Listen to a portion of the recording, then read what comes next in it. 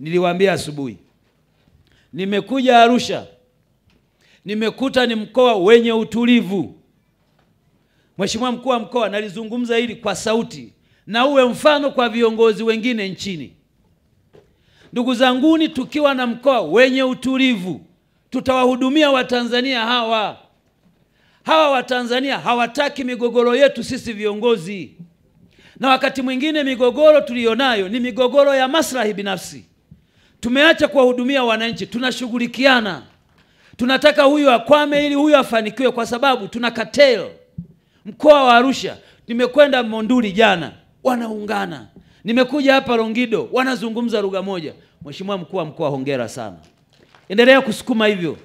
Tunataka Arusha watu waungane, wafanye kazi ya pamoja. Hakuna kitu kinachotia aibu.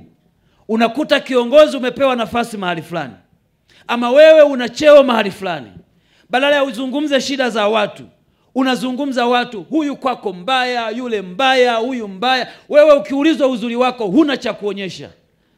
Nataka niwaombe watu wa Arusha, watu wa Monduli, watu wa Longido, viongozi tuliopewa nafasi, mteja wetu wa kwanza awe mwananchi, mteja wetu wa pili awe mwananchi, mteja wetu wa tatu awe mwananchi.